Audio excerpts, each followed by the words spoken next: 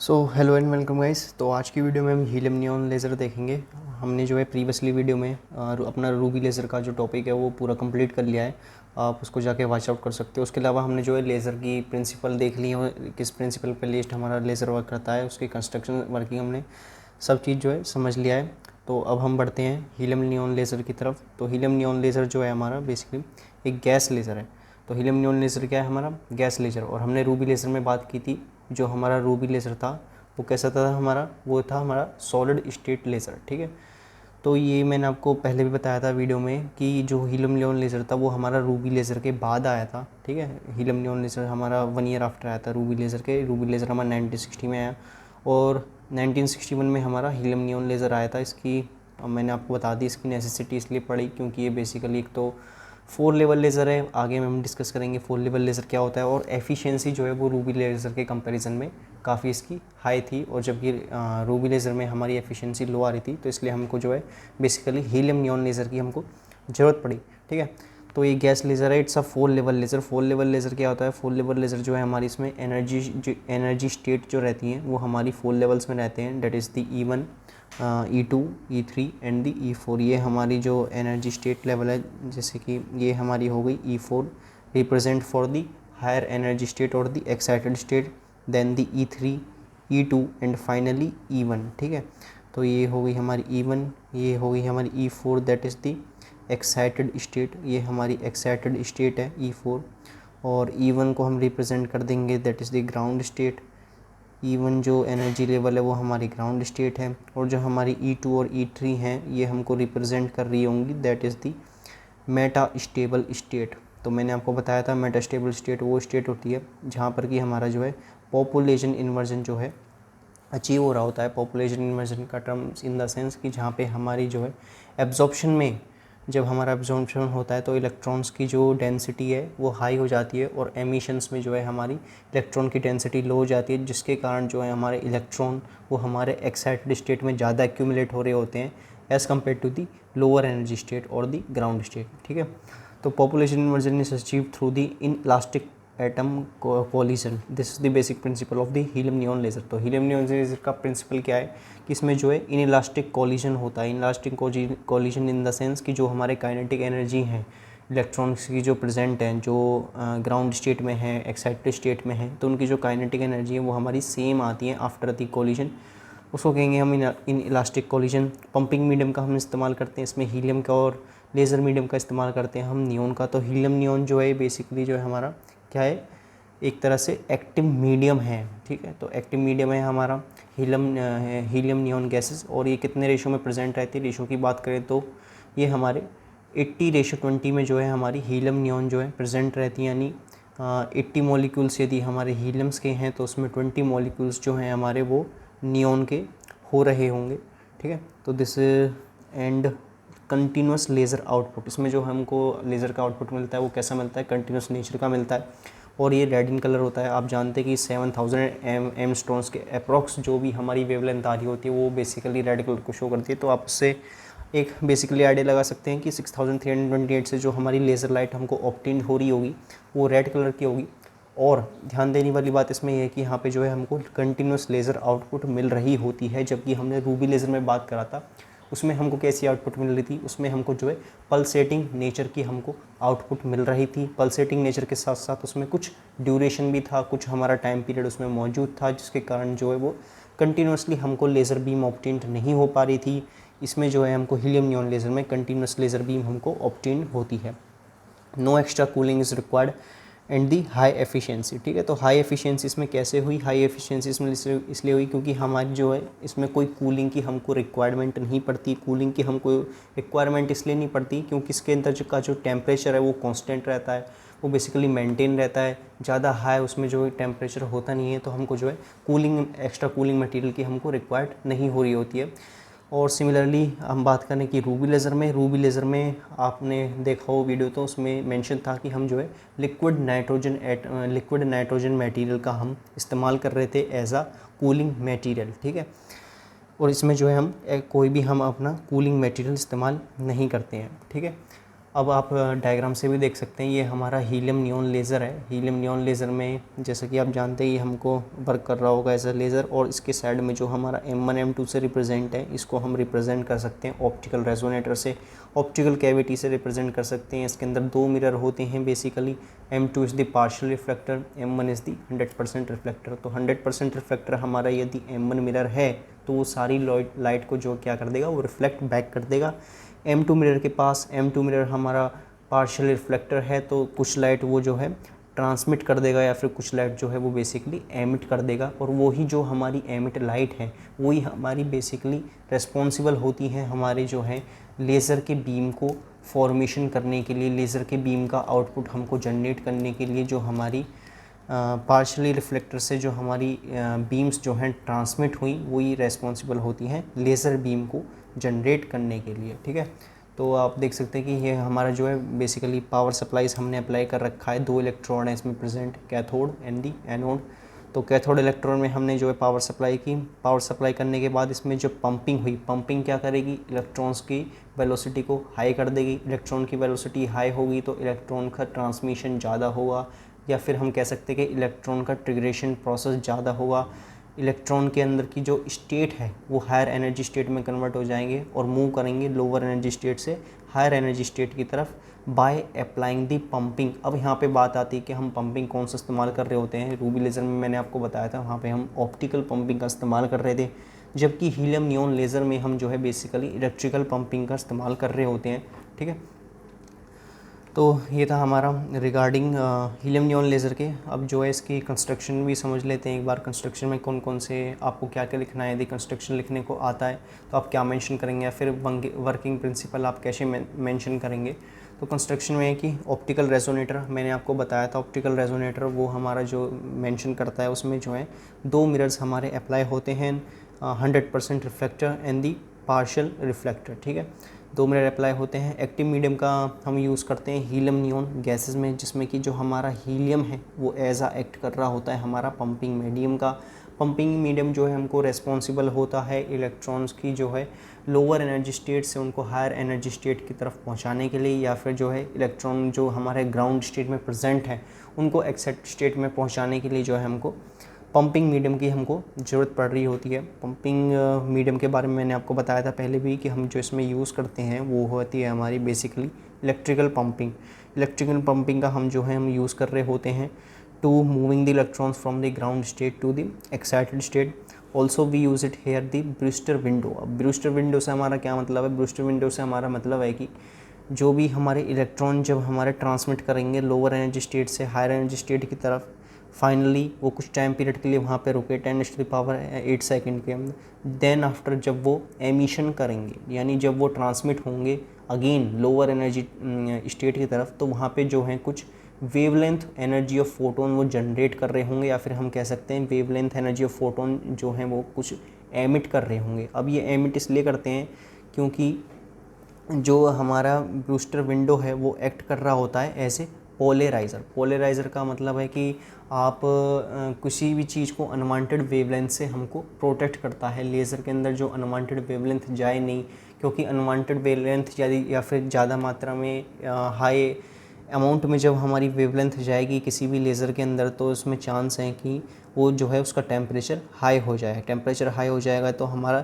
Laser का transition को laser transmission जो हमारे लेज़र के अंदर हो रहा है वो उसमें दिक्कत आ रही होगी, जिसके कारण जो हमको एक्स्ट्रा कूलिंग मटेरियल की भी हमको रिक्वायरमेंट हो सकती है। तो ब्रूस्टर विंडो ऐसा एक्ट करता है हमारा पोलराइज़र की तरफ, और कोई भी हमको अनवांटेड वेवलेंथ को एंटर नहीं होने देता है ब्रूस्टर विंडो। तो ब्रूस्टर विंडो आप समझ सकते हैं कि ये बेसिकली जो है एज आ जैसे कि आप स्पेक्स लगाते हैं किसी भी, आप यदि किसी भी कंप्यूटर पे वर्क कर रहे हैं या फिर लैपटॉप वगैरह पे वर्क कर रहे हैं या फिर ज़्यादा आपका स्क्रीन टाइम है मोबाइल पे, तो आप ब्लू कट रेस का इस्तेमाल करते हैं।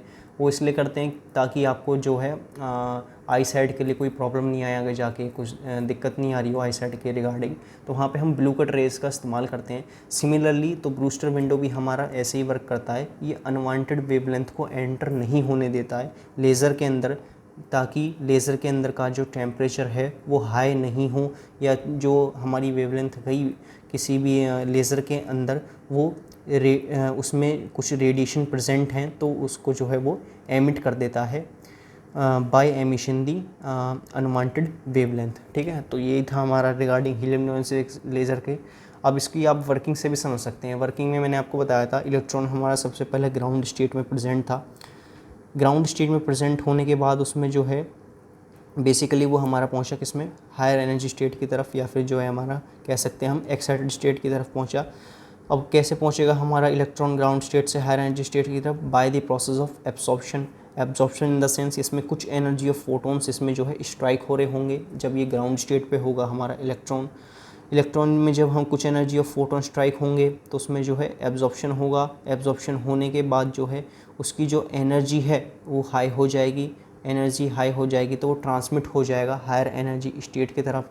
तो यहाँ पर जो प्रोसेस हमारा होगा ये बेसिकली रिप्रेजेंट कर रहा होगा हमको एब्जॉर्प्शन से। ठीक है, तो यहाँ पे हमारा जब इलेक्ट्रॉन लोअर एनर्जी से हायर एनर्जी की स्टेट की तरफ मूव करेगा तो वो प्रोसेस होगा हमारा एब्जॉर्प्शन। उसके बाद जब इलेक्ट्रॉन हमारा हायर एनर्जी से लोअर एनर्जी की तरफ आ रहा होगा उसको हम रिप्रेजेंट कर रहे होंगे एमिशन से। ठीक है, तो अब इलेक्ट्रॉन हमारा हाई एनर्जी स्टेट में पहुंच गया। अब आपको बात याद रखनी है कि जब भी हमारे यहाँ पे इलेक्ट्रॉन प्रेजेंट थे ग्राउंड स्टेट में वो हमारे कैसे थे, बेसिकली हीलियम प्लस नियॉन। तो हीलियम प्लस नियॉन के हमारा मिक्सचर था यहाँ पे शुरू में ग्राउंड स्टेट में। अब एक्साइट होके आपको बात याद ये ध्यान रखनी है कि एक्साइट होके कौन से हमारे जो है इलेक्ट्रॉन वो ज़्यादा जाएंगे हायर एनर्जी स्टेट की तरफ।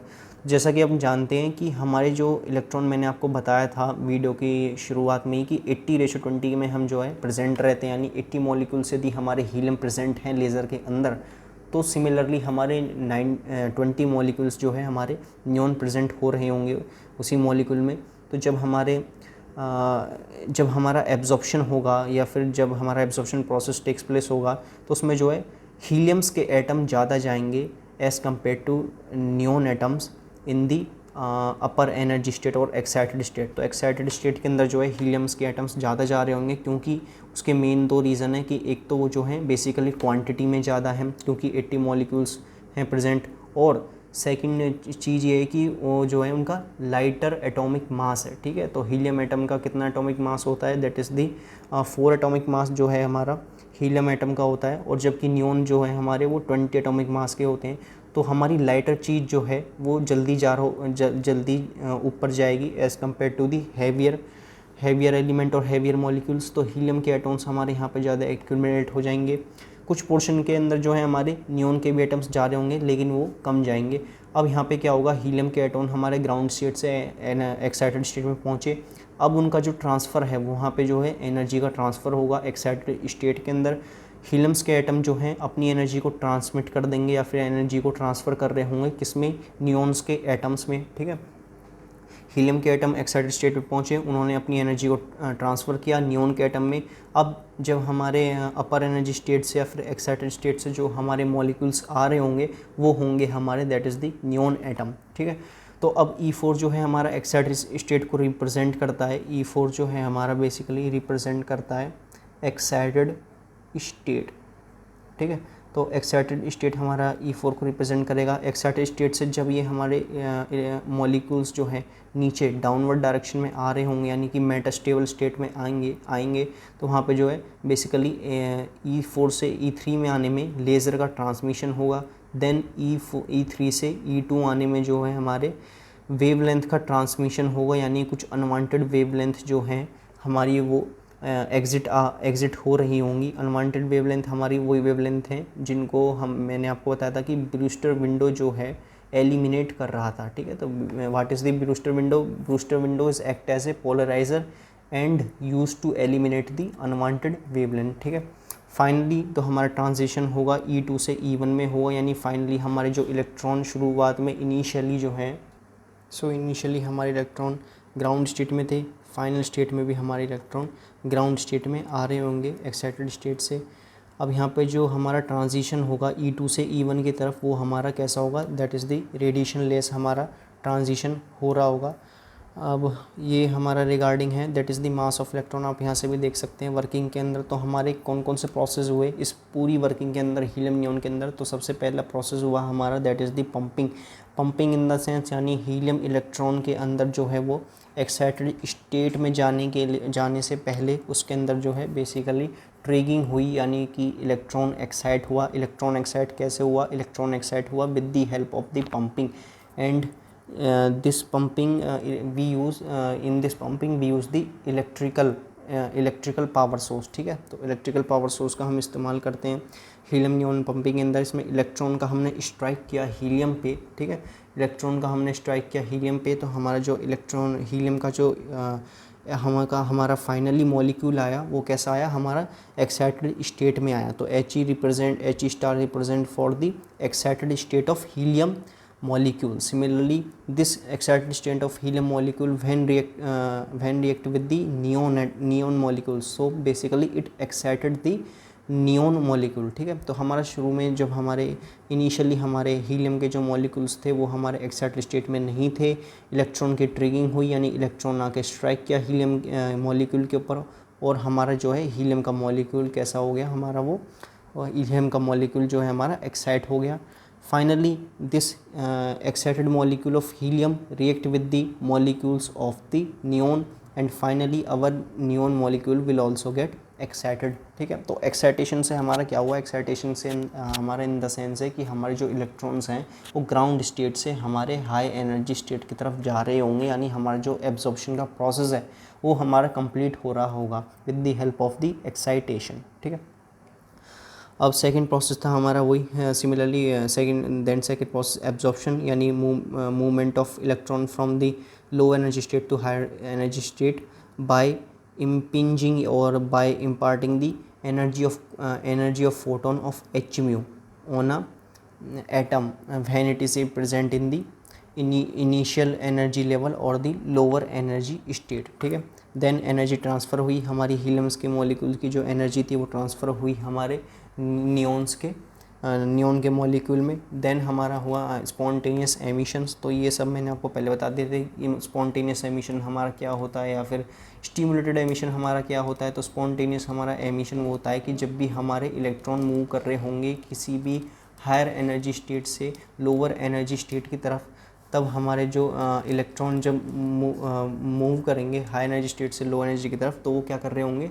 अपनी वेवलेंथ के फोटोन एनर्जी ऑफ फोटोन्स को एमिट कर रहे होंगे, यानी एमिट हमारी फोटोन्स जो हैं हमारे वो एमिट हो रहे होंगे, और वही जो हमारे एमिटेड फोटोन्स हैं वही हमारे रिस्पॉन्सिबल रहते हैं लेज़र की बीम को ऑब्टेन करने के लिए। जो भी हमारा जैसे कि रूबी लेज़र में हम पल्सेटिंग नेचर जनरेट कर रहे थे, सिमिलरली हीलियम नियॉन लेज़र में हम जो है कंटिन्यूस लेज़र आउटपुट हम लेते हैं। तो यही हमारे जो एमिशंस की प्रोसेस से हम जो है बेसिकली जनरेट करते हैं अपने लेज़र की बीम के आउटपुट को। ठीक है, देन अब इसकी कुछ एप्लीकेशन देख लेते हैं। तो एप्लीकेशन सेम ही है रूबी लेज़र की तरह। रूबी लेज़र में जैसे कि हीलियम नियॉन लेज़र को हम मेडिकल फील्ड में यूज़ कर रहे होते हैं। Medical field in the sense कि कोई भी हमारी डेंटल सर्जरी होगी, आई सर्जरी होगी, या फिर काफ़ी सारे एंडोस्कोपी वगैरह होगी, तो वहाँ पर हम जो है हीलियम नियॉन लेज़र का इस्तेमाल करते हैं। सर्जरी ऑपरेशन टेक्स प्लेस करने में, मैन्युफैक्चरिंग इंडस्ट्री में हम जो है हीलियम नियॉन लेज़र का इस्तेमाल कर रहे होते हैं। और ऑप्टिकल कम्युनिकेशन, ठीक है, तो ऑप्टिकल कम्युनिकेशन के अंदर जो है हम हीलियम नियॉन लेज़र का इस्तेमाल करते हैं। एंड दी मटेरियल प्रोसेसिंग में कोई भी हमारे मटेरियल को प्रोसेस करना है, यानी मटेरियल की ड्रिलिंग वगैरह करनी है, यानी मटेरियल को कटिंग करना है या फिर किसी भी मटेरियल को हमको मैन्युफैक्चर करना है, तो उसमें जो है हम हीलियम नियॉन लेज़र का इस्तेमाल करते हैं। लैब एक्सपेरिमेंट में हम हीलियम नियॉन लेज़र का इस्तेमाल कर रहे होते हैं। ठीक है, तो this is regarding the basic application of helium neon laser. अब मेन क्वेश्चन जो है वो ये आ सकता है कि superiority of helium neon laser over Ruby laser, यानी कि हम जो है हीलियम नियॉन लेज़र को इतना सुपीरियर क्यों मानते हैं as compare to the ruby laser, जबकि जो हमारा रूबी लेज़र है वो इनिशियली आ गया था, यानी हीलियम नियॉन लेज़र से पहले आ गया था, लेकिन फिर भी जो है हमारा helium neon laser as a better work क्यों करता है as compare to the ruby laser. तो उसके मैंने आपको पहले ही बता दिया था कि वीडियो की स्टार्टिंग में हमारा जो है बेसिकली 4 लेवल लेज़र होता है। तो 4 लेवल लेज़र से हमको क्या इन द सेंस है, 4 लेवल लेज़र से हमको ये है कि यहाँ पे जो एनर्जी स्टेट प्रेजेंट रहे होंगे या फिर एनर्जी लेवल जो हमारे प्रेजेंट रहेंगे वो हमारे 4 एनर्जी लेवल प्रेजेंट रहेंगे, जिनमें जो हमारे 2 मेटास्टेबल प्रेजेंट रहेंगे। ठीक है, मैंने आपको डायग्राम में शो किया था कि यहाँ पे जो है हमारे हीलियम नियॉन लेज़र के अंदर 2 मेटास्टेबल स्टेट प्रेजेंट रहते हैं। आप यहाँ से भी देख सकते हैं ये जो E3 और E2 है ये हमारे मेटास्टेबल स्टेट हैं, जो कि रिप्रेजेंट करते हैं मेटास्टेबल स्टेट को। और इनका काम है बेसिकली पॉपुलेशन इन्वर्जन को टेक्स प्लेस करना। जितनी ज़्यादा हमारी पॉपुलेशन इन्वर्जन होगी किसी भी लेज़र के अंदर, उतना ज़्यादा हमको कंटिन्यूस नेचर का लेज़र बीम का आउटपुट मिल रहा होगा। ठीक है, तो ये 4 लेवल लेज़र है, क्यों इसलिए इसे बेटर एडवांटेज है। Second, we get the continuous laser beam output. यहाँ पे जो हमको बीम का आउटपुट मिलता है वो कंटिन्यूस नेचर का मिलता है, जबकि रूबी लेज़र में हमने बात की थी वहाँ पे जो हमको आउटपुट मिल रहा था वो पल्सेटिंग नेचर का मिल रहा था और कुछ माइक्रोसेकंड ड्यूरेशन के बाद मिल रहा था। ठीक है, नो कूलिंग मटेरियल रिक्वायर्ड, यहाँ पे हमको एज सच कूलिंग मटेरियल की रिक्वायर्ड नहीं होती, जबकि हम रूबी लेज़र में लिक्विड नाइट्रोजन कूलिंग मटेरियल का इस्तेमाल कर रहे थे। And the high efficiency we achieve in the helium neon laser. High efficiency हम यहाँ पे जो है हीलियम नियॉन लेज़र के अंदर मिलती है, क्योंकि यहाँ पे जो टेम्परेचर है वो हमारा कांस्टेंट रहता है।